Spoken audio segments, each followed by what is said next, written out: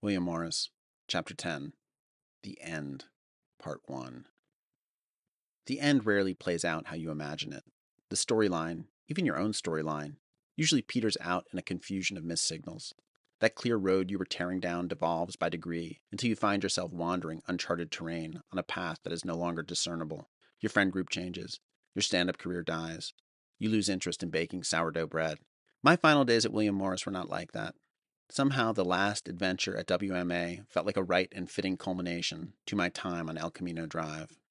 After 11 plus months at the agency, the clock was not only ticking down on my 1 year commitment to William Morris, it was also ticking down on the impending birth of my boss's first child. The import was largely lost on me. As he and his wife ducked out of the office for crib shopping and birthing classes, I noted his absence mostly as a welcome reprieve from the madness, or an annoying obstacle to scheduling imperatives.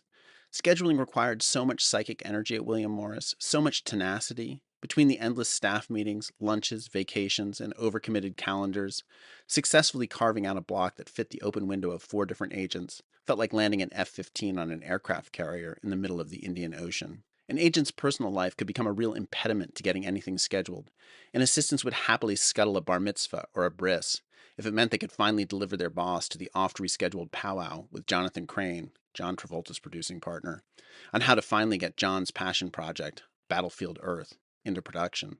But as the baby's due date neared, and ultimately passed, my boss's presence at the office became more intermittent, and I don't think I started training my replacement until the day the actual birth arrived.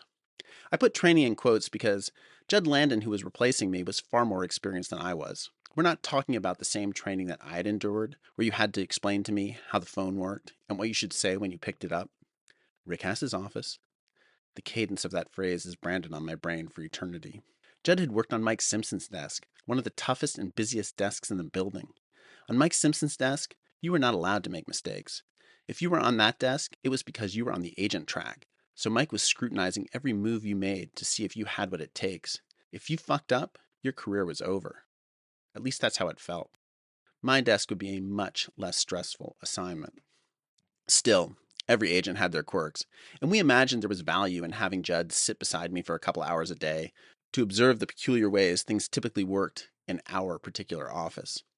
Once I showed him the ropes, the idea was we would then switch places. Judd would slide behind the desk as I served as a backstop and consigliere. Unfortunately, we only did a couple hours before Rick's wife went into labor, and he rushed out of the office to be by her side. Still, in that brief time of observation, Judd was nothing less than bemused as he watched me hop from my chair and wave yellow stickies in my boss's face, and hunt and peck my way through the phone sheet and stuff the Lassie file. I have no idea how they ultimately chose to run that office, but I suspect very few of my systems survived the test of time.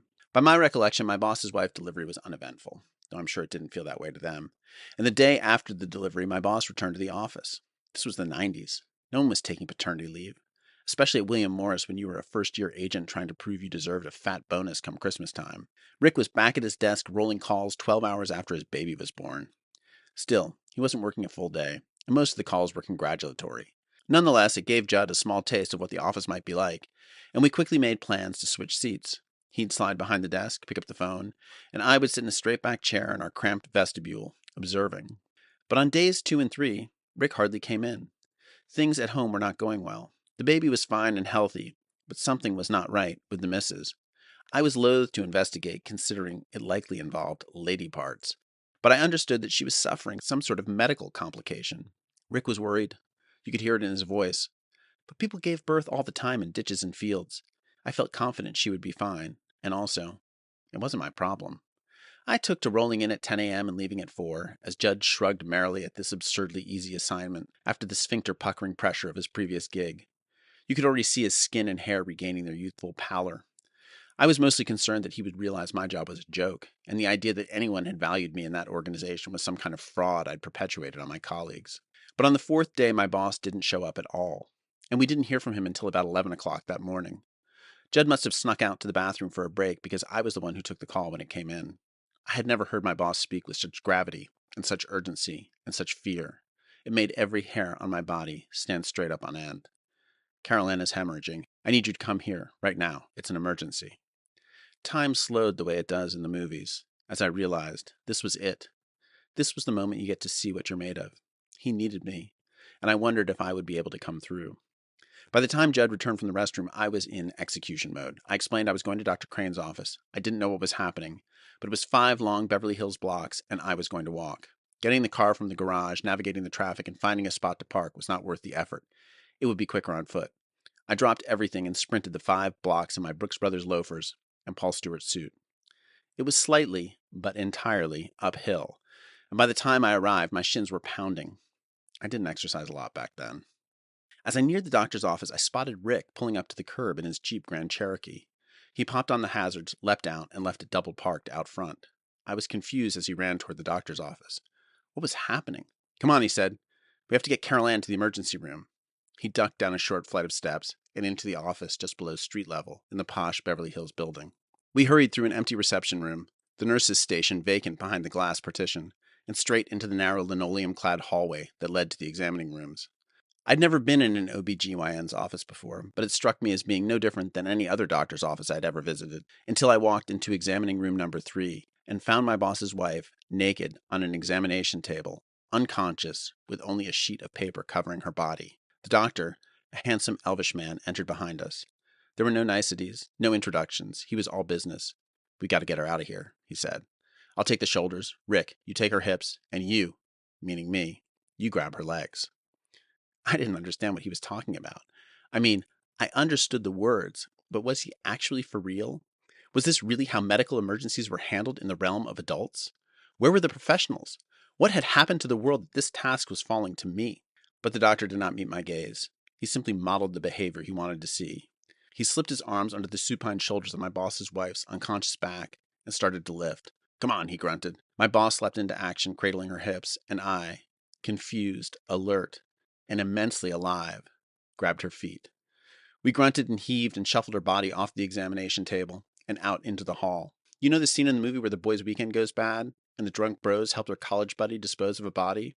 It looked like that. We stumbled and groaned and crashed into door jams, moving as fast as our muscles and limited agility allowed. We were not weightlifters or athletes or EMTs. We were 3 office guys thrust into a desperate situation. I struggled mightily to not peek at my boss's wife's naked body, the paper coverlet coming loose in all kinds of ways, as the nurses dipped in daintily adjusting it to try to maintain some modicum of her modesty. We sped across the reception area and grunted our way up the stairs and out into the bright, harsh light of the lunchtime sun. I had no idea what we were doing or where we were going, and I can only imagine the tableau we presented as we spilled onto the sidewalk. "Come on," Rick said, and pulled us toward the open tailgate of his SUV, and I realized in horror and relief and bewilderment that the plan was to deposit my boss's wife's body inside the cargo hold of his SUV. Really? But with the same dexterity you might use to hurl an old rug into a dumpster, we somehow succeeded in getting her safely inside and slammed the rear gate shut. Rick and Dr. Crane stood in the road briefly exchanging directives. "Go straight to the emergency room. They're expecting you," Dr. Crane implored. "I called ahead. They will admit immediately." Rick was already leaping into his car. "I'll be right behind you," Dr. Crane hollered after him as Rick sped away, his wheels literally burning rubber. I was left alone on the sidewalk in front of the doctor's office in Beverly Hills. I'm not saying I resented the lack of thanks or resolution or direction, but I was momentarily lost. I took a deep breath, mystified by what I had just lived through, and relieved that I had somehow come out the other side. Phew! Okay, I asked myself. Now what? Well, I had become a pretty diligent assistant, and I knew my role. I was a cleanup guy, a fixer, a front man. My job was to go back inside the office, tie up loose ends, and assure everyone that if there were any additional services needed, Rick Hess's assistant was their man. I traipsed back into Dr. Crane's office. It was still entirely peaceful, the nurses sitting silent and dutiful behind their desk. I sauntered up and offered my most rakish smile. "Hello there." They had just seen me hump a comatose body through the reception area, and I figured my je ne sais quoi was probably an amusing counterpoint to the whole ordeal. "Is there anything left I need to clean up? Anything that needs handling?" The 2 women shrugged, then shared a look. I thought it was one of flirtatious bemusement, like who was going to jump my bones first. Then one of them grinned. "There's one thing," she said, and she swiveled slowly in her chair, drawing my attention toward the countertop behind her desk. And there, sitting forlorn and abandoned, though happy and comfortable as well, sat Rick and Carol Ann Hess's baby. "It's all yours," they said, and they both died laughing.